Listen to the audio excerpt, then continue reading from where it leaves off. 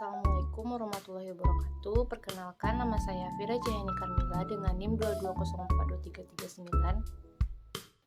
Di sini saya akan menjelaskan materi tentang kepemimpinan, yaitu materi pertamanya itu tentang konsep dasar kepemimpinan. Konsep dasar kepemimpinan membahas tentang eksistensi dan urgensi kepemimpinan. Ini juga memuat sejarah, perkembangan, serta mitos-mitos yang mengitari kepemimpinan. Eksistensi dan urgensi kepemimpinan, yaitu yang pertama itu tahap pengembangan, yaitu kepemimpinan menyoroti perkembangan tahapan sistematika dalam organisasi. Faktor kepemimpinan yaitu peran penting ke dalam konsistensi dan efektivitas manajemen sumber daya manusia. Lalu yang ketiga yaitu tentang strategi kepemimpinan, yaitu strategi kepemimpinan dalam mengelola kompleksitas modern di organisasi. Sejarah perkembangan kepemimpinan, yaitu yang tahap awal yaitu sejarah kepemimpinan zaman kuno hingga era modern. Lalu dinamika perubahan, yaitu akibat perubahan sosial, politik, dan teknologi terhadap kepemimpinan. Lalu dampak globalisasi, yaitu perkembangan kepemimpinan di era globalisasi dan era digital. Mitos-mitos tentang kepemimpinan itu mitos lazim, itu menjelaskan mengenai mitos-mitos umum yang berkaitan dengan kepemimpinan. Lalu realitas kepemimpinan, itu membeda fakta dan realitas yang sering kali terabaikan. Lalu mitos versus realitas, yaitu perbandingan antara mitos dan kenyataan dalam praktik kepemimpinan. Lalu pengertian kepemimpinan. Dalam konteks bisnis, pengertian kepemimpinan dalam konteks bisnis modern.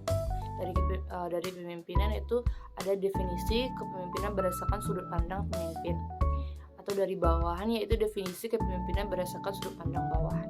Lalu aspek psikologis, yaitu pengertian kepemimpinan dalam aspek psikologis dan kepribadian. Lalu ruang lingkup kepemimpinan. Wilayah tindakan itu batas ruang lingkup praktik dan aplikasi kepemimpinan. Lalu tugas dan wewenang, itu ruang lingkup kepemimpinan dalam menyelesaikan tugas dan pemberian wewenang. Lalu dampak dan konsekuensi, itu akibat dan dampak yang dihasilkan oleh kepemimpinan dalam lingkup organisasi.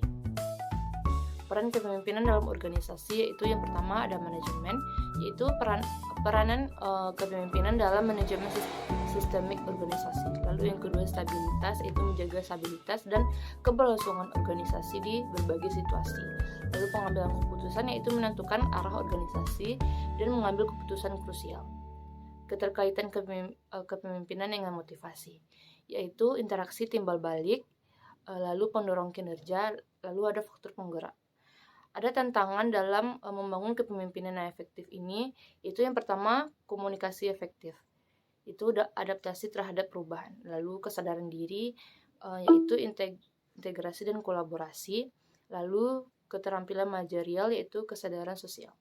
Sekian dari saya, terima kasih. Assalamualaikum warahmatullahi wabarakatuh.